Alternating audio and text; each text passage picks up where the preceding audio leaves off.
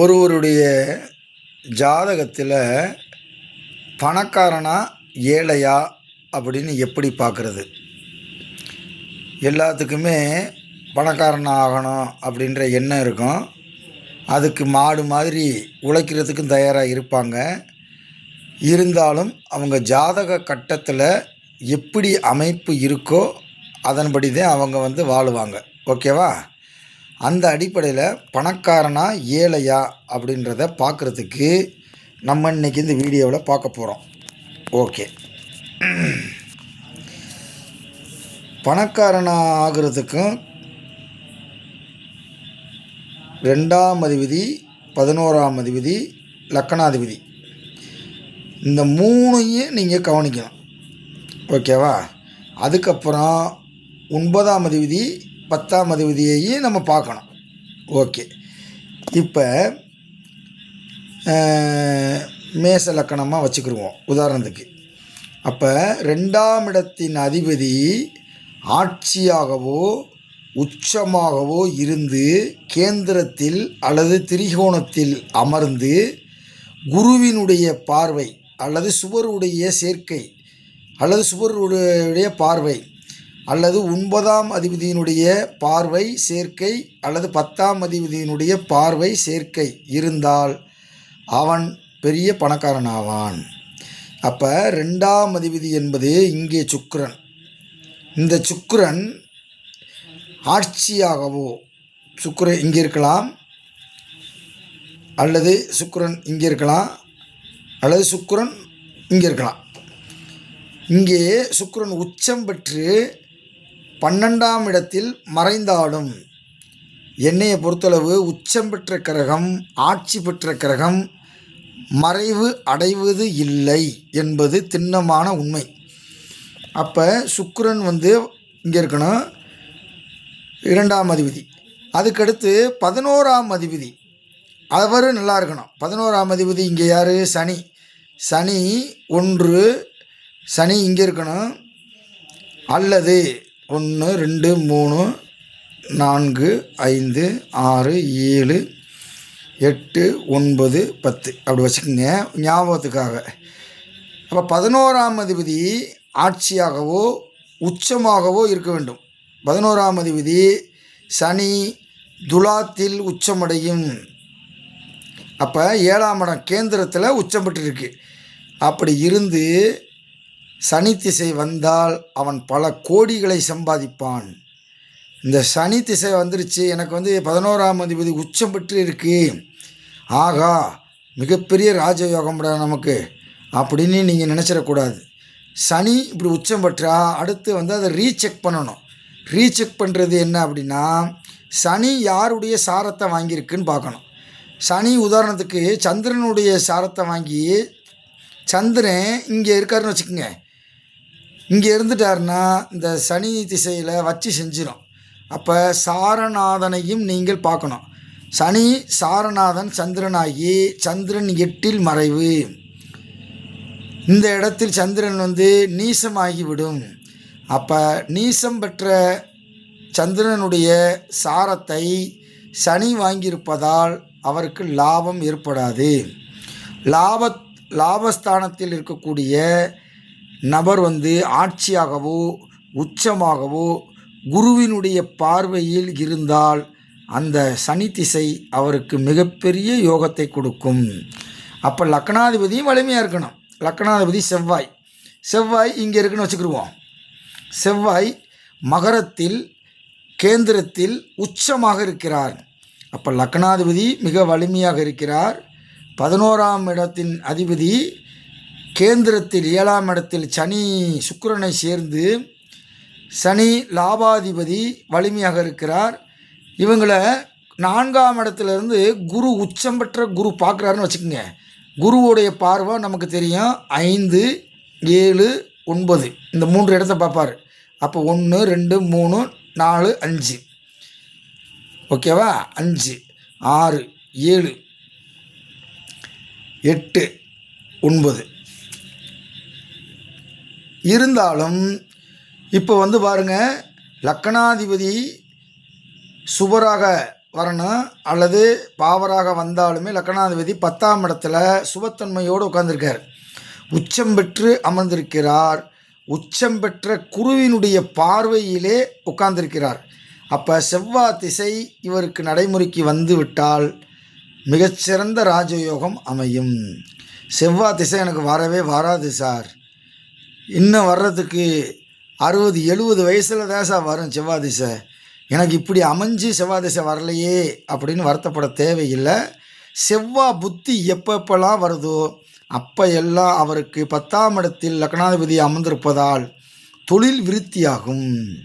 அவர் செய்கிற எந்த ஒரு தொழிலையும் மிகச்சிறந்த விருத்தியாகும். லக்னாதிபதி மிக வலிமையாக இருக்கிறார். 2ஆம் இடத்தின் அதிபதி மேச ரிஷபத்திலேயோ அல்லது துலாத்திலேயோ உட்கார்ந்துருந்துச்சுன்னா அங்கு 2ஆம் இடத்தின் அதிபதி கேந்திர பலம் பெற்று அவர் உட்கார்ந்துருக்காரு அப்படின்னு அர்த்தம். இது பார்க்கணும், ரைட்டா? அதுக்கடுத்து 2ஆம் அதிபதியை நவாம்சத்துலேயும் நீங்கள் கட்டாயம் பார்க்கணும். நவாம்சம், இந்த நவாம்சத்தில் இந்த 2ஆம் அதிபதி எங்கே இருக்காருன்னு பார்க்கணும். ஒருவேளை கன்னியில் போய் சுக்கிரன் உட்காந்துட்டாருன்னா அவ்வளோதான், நீங்கள் எதிர்பார்த்த ராஜயோகம் கிடைக்காது. அப்போ இங்கேயும் நவாம்சத்துலேயும் இந்த 2ஆம் இடத்தினுடைய அதிபதி வலிமையாக இருக்கணும். வலிமையாக இருக்கணும்னா ஒன்று சுக்கிரனுடைய வீட்டில் இருக்கணும், அல்லது சுக்கிரன் உச்சம் பெற்ற மீனத்தில் இருக்கணும். இப்படி இருந்துருச்சு அப்படின்னா உறுதியாக அந்த சுக்கிர திசை சுக்கிர புத்தியில் லாபத்தை, இந்த இடத்துக்கு பேர் தனம். தனம் என்பது வேறு, லாபம் என்பது வேறு. நல்லா கேட்டுக்குங்க. நோய் என்பது வேறு, பிணி என்பது வேறு. நிறைய பேர் நோய் தாச பிணி, பிணி தாச நோய் அப்படின்வாங்க. நோய் என்பது வந்தால் போகும், பிணி என்பது வந்தால் போகாது. நோய் என்பது 6ஆம் இடம், பிணி என்பது 8ஆம் இடம். இப்போ சில காய்ச்சடிக்குது, எனக்கு டைஃபாய்டு வந்துருச்சு சார், அது நோயா பிணியா அப்படின்னு கேட்டால் அது நோய்.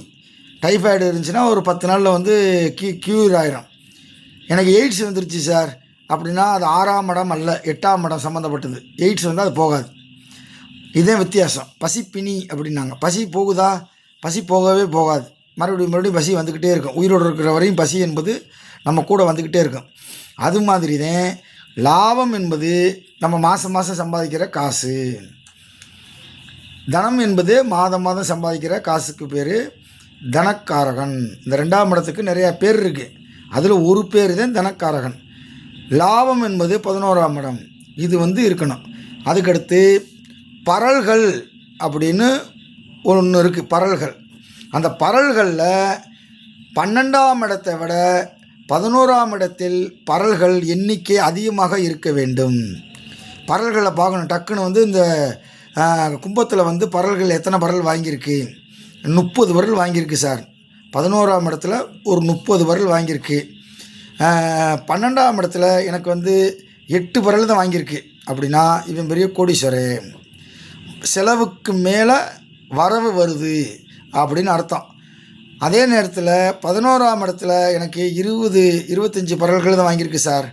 12ஆம் இடத்துல 30 பரல் வாங்கியிருக்கு அப்படின்னா இவர் சம்பாதிக்கிற லாபத்தை அனைத்தும் செலவு செய்துவிட்டு -5 லட்சமோ 5 கோடியோ நஷ்டத்தில் கிடப்பார்.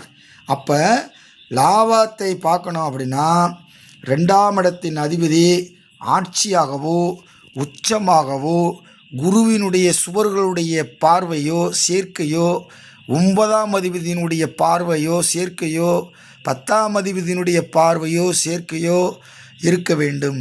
இது எல்லாத்துக்கும் எல்லாம் இருக்குது சார். 2ஆம் இடம் நல்லா இருக்குது, 11ஆம் இடம் நல்லா இருக்குது. இந்த லக்னாதிபதி செவ்வாய் நீசமாக போய் கிடக்கு சார், கடகத்தில் போய் கிடக்கு சார் அப்படின்னா இது ரெண்டும் வலிமையாக இருந்தும் எந்த பிரயோஜனம் கிடையாது. அவருக்கு யோகம் மட்டி யோகம்னு பேர். இதுக்கு பேர் மட்டி யோகம்.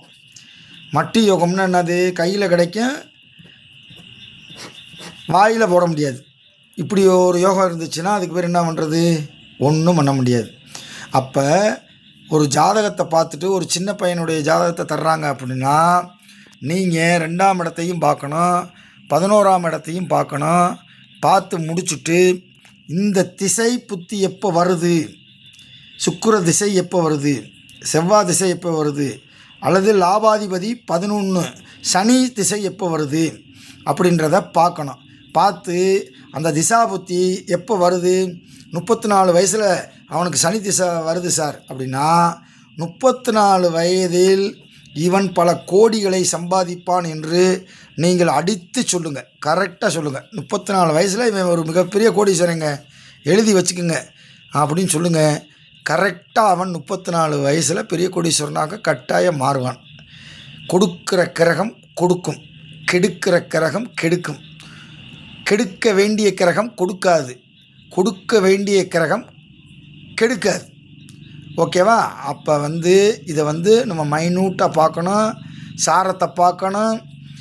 யாருடைய பார்வை கிடச்சிருக்கு, 8ஆம் அதிபதி என்னவும் பார்த்துருச்சா, 8ஆம் அதிபதி சேர்ந்துருச்சா, 6க்குரியவன் என்னவும் பார்த்துருக்கானா, 6க்குரியவன் சேர்ந்துருக்கானா அப்படின்றதெல்லாம் நம்ம பார்க்கணும். பார்த்துட்டு தான் அது எத்தனை சதவிகிதம், 100%க்கு எத்தனை சதவிகிதம் இந்த 11ஆம் இடத்தினுடைய அதிபதி இருக்கார் அப்படின்னு பார்க்கணும். இல்லை சார் எனக்கு எல்லாம் அமைஞ்சிருக்கு சார், ஆனால் கூட 6ஆம் அதிபதி சேர்ந்துட்டேன் சார் அப்படின்னா இதிலேருந்து ஒரு 70% அவருக்கு லாபத்தை கொடுக்கும். அவள் குறைச்சிக்குங்க. எத்தனை பாவத்துவங்கள் இருக்கோ அப்படியே குறைச்சிக்கிட்டு வாங்க, அத்தனை % உறுதியாக கொடுக்கும், மாற்றம் கிடையாது. அது 100க்கு 100 கிடைக்குதோ இல்லையோ நிச்சயம் அதை கொடுக்க வேண்டிய கிரக அமைப்புகள் கட்டாயம் கொடுக்கும். ஓகேவா? உங்களுக்கு புரிஞ்சிருச்சா? புரியலை அப்படின்னா நீங்கள் கமெண்ட் பாக்ஸில் போடுங்க. அல்லது யாருக்காவது பார்க்கணும் அப்படின்னா நீங்கள் வாட்ஸ்அப் நம்பர் நான் மறுபடியும் சொல்கிறேன், 98 651 30 130 இந்த நம்பருக்கு நீங்கள் அனுப்புங்க. நான் ஒரு நிமிஷத்தில் பார்த்து உங்களுக்கு நான் சொல்லிடுறேன். ஓகேவா? ரொம்ப சந்தோஷம், மகிழ்ச்சி, நன்றி. மீண்டும் அடுத்த வீடியோவில் பார்ப்போம். வீடியோ நிறைய பார்க்குறீங்க, ஆனால் கமெண்ட் எதுவும் கொடுக்க மாட்டேங்கிறீங்க, லைக் எதுவும் போட மாட்டேங்கிறீங்க. நானும் உசுறு போக டைம் கிடைக்கிறப்பெல்லாம் உங்களுக்கு நிறையா செய்திகள் போடுறோம். நீங்கள் கமெண்டும் லைக்கும் அதுதான் எங்களுக்கு ஒரு உரம். மரத்துக்கு எப்படி உரம் இருக்கோ அது மாதிரி உரம்.